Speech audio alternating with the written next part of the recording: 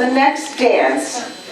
This dance combines energetic movements with theatrical expression. It features powerful jumps, fast spins, and dynamic footwork.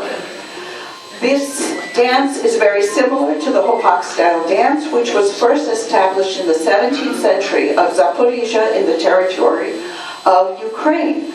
It generally is featured with men and young ladies in a very physical and more athletic prowess. This dance, however, is very closely tied to folklore in the region and often reflects rural traditions and festive celebrations, and subsequently influences each other's culture in this particular region. And you can see our culture is kind of our influence. Thank you.